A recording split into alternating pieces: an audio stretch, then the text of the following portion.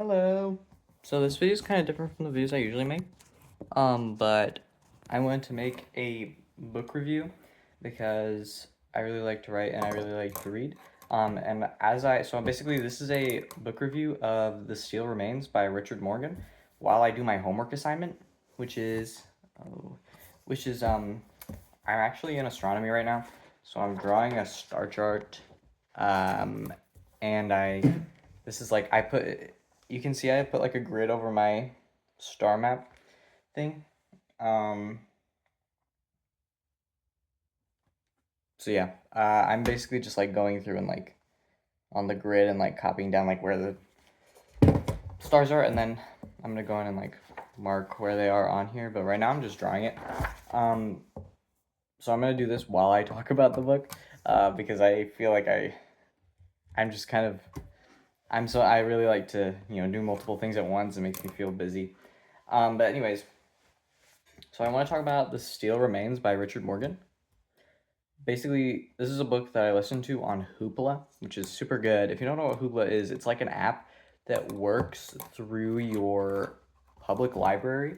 So like you can connect it, or at least this is how it works for us. Like you connect it through your public library, and you can like just like listen to like a bunch of audiobooks and like read a bunch of books like for free. Like, and it's super cool. So I listened to this as an audiobook.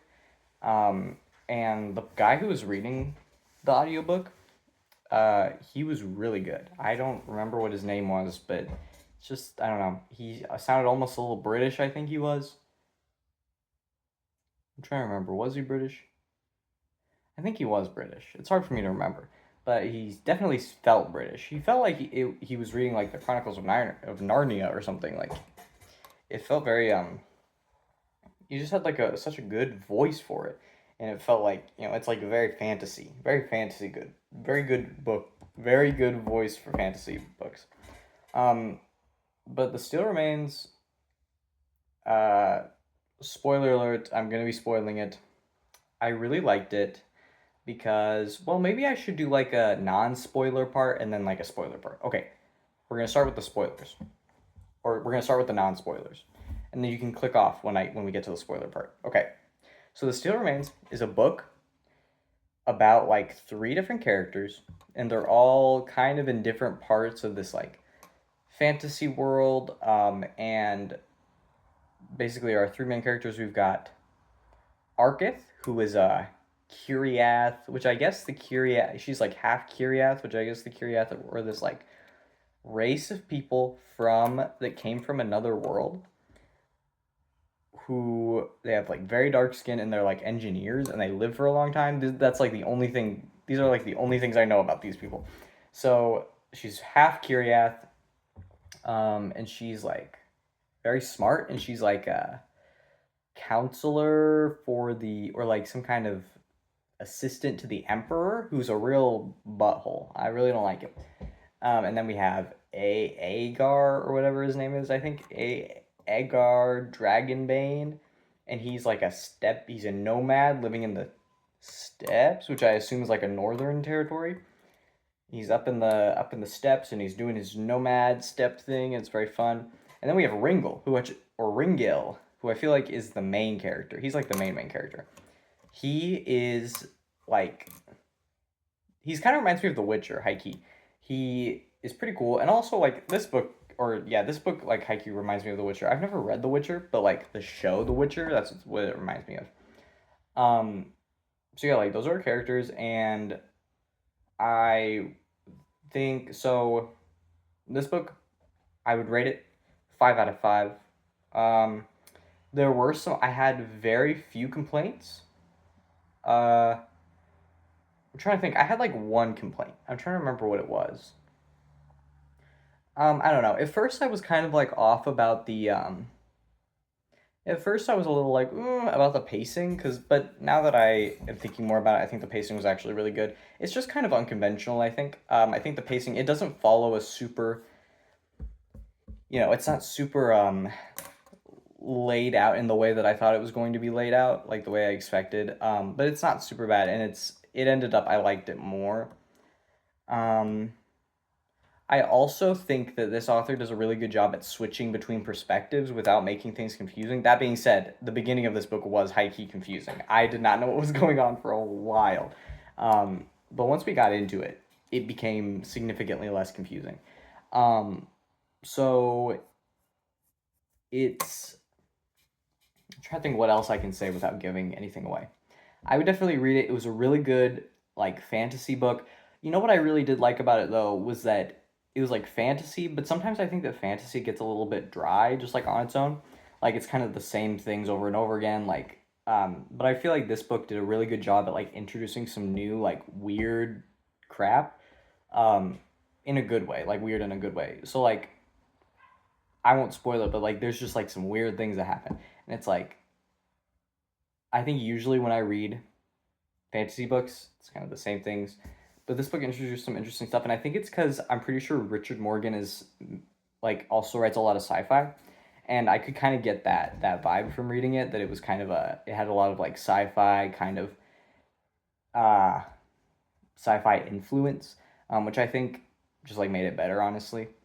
Um, but it was very good fantasy book, very gritty, very dark, but I think it was good. Um, Trying to think what else. Um, yeah. So I guess it's spoiler time. Okay, click off now. Click off now. I'm gonna spoil it. Okay, so of this book, the very end of this book, I really really liked. The end when he's like remembering the lady like who's like a dark lord will rise, and then he looks in the mirror and he's like, oh my god, it's me. I thought that was so good. I love little things like that. Like recently, I this is kind of weird, but like recently I read or I watched oh, what is that dang movie? What is that movie? Oh, Inception. Inception. I watched Inception, and I know very different from this, but I watched Inception, and I thought that like the motifs and the kind of like coming full circleness that Inception has, because like Inception like and what I thought was so good about Inception was like they kept bringing back these like motifs. They kept bringing back the same like kind of like dialogue, kept repeating itself over and over again, and the same motifs kept coming back. So like the little top he was spinning was there at the very beginning, and then at the end, obviously we pan out at the end of Inception, it's still spinning. If you've never seen Inception, basically Inception is a movie about basically what's his name, that guy who can't date anyone below the age of 20 or anyone above the age of 25. He I don't even remember his name right now, but he is basically playing a guy who can infiltrate people's dreams, and he ends up having to infiltrate people's dreams, but like come to find out there's a bunch of like weird stuff going on, and his wife like died. I don't know. It's like weird. But he basically everyone in their dreams has like a totem, I think they called it, that they can like use to remind themselves that they're in a dream, because sometimes they may like forget, or like there'll be like a dream within a dream. So his wife had a totem that now is his because she's dead. It's like a little top, and he spins it, and if it falls down, then he knows that he's in the real world. But if it's still spinning and it keeps spinning forever, then he's in a dream. So at the end, what happens is like a bunch of crazy things happen, but at the end he gets his kids back, everything is chill, he gets his house back, he's chilling, and he spins the top to like make sure that it's real, and then like he kind of gets distracted and like goes to hang out with his kids, but then the camera at the very last second pans back and the totem is still spinning. And so that like full circle moment, because at the beginning of the movie he's like spinning the totem and he's like talking about it, and he's like it's like a thing at the beginning. And I think that's just such a good full circle moment. And to bring it back to the Steel Remains, that's kind of what happened with that. I feel like we came full circle. That was something that like Dark Lord kind of thing was mentioned at the very beginning, or not the very beginning. It was mentioned in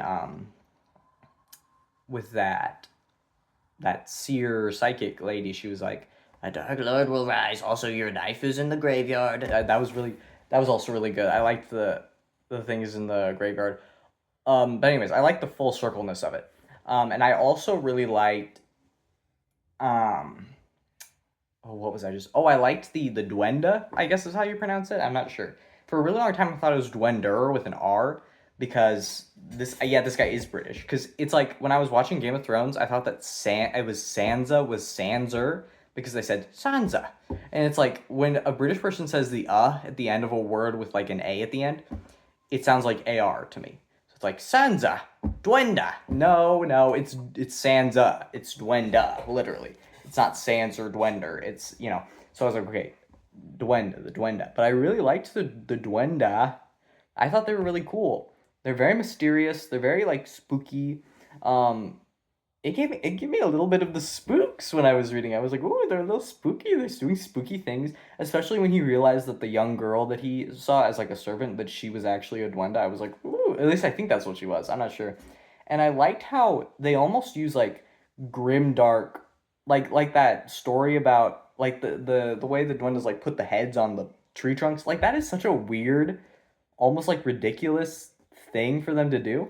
It's almost like a grim, like a Brothers Grimm like fairy tale, like a like a scary thing out of like a fairy tale, like a Hansel and Gretel type thing, which I thought was really cool, and also adds even more to like the Witcher type aesthetic that it kind of has.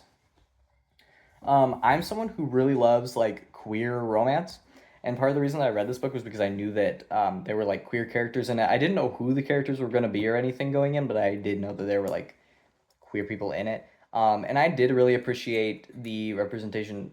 That's a weird thing to say because it's not really about gay characters. It's just like about some characters that happen to be gay, which is great.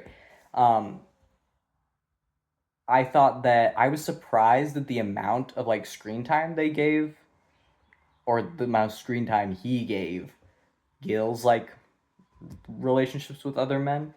I was glad that it like had more of a presence than I thought it was going to have. I really kind of thought that they were just gonna like, I don't know why I'm saying they. I don't know why I'm talking about it like it's a show. Didn't expect Richard Morgan to give it as much presence as he did, but I'm happy he did give it as much presence. I'm happy he made it kind of in the end the the difficulties between what's his name, like Grace of Heaven or whatever his name is, and Seedlore. The issues were kind of, it was almost like a weird love triangle, which I do love. I do love that. And so I'm really happy that he did that. I'm happy it wasn't just like, oh, he's gay, but we're gonna sweep it to the side and not talk about it at all. Um, because while that is like an okay thing, I just like, I don't know. I'm not trying to say that that's a bad way to write a gay character.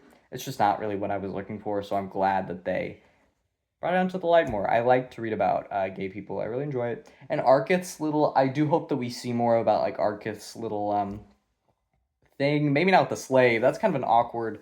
Boy, that is an awkward moment. But I do really like to kind of like pan over. I do really like Arkith's. Like she almost has this like this mentality of like she is trying really hard not to be human, right? She's trying to reject humanity, and she sees humanity as like a scourge. Is that the right word? Like she has this idea of like don't be like them, and she remembers her her kind like departing from this world and saying, Arkith, we're not leaving you because you're not. We're not leaving you because you're human, like that kind of thing. Like we're not leaving because you're human. We're leaving because I don't even know what reason they gave, but they were like, you're not human. Like remember that.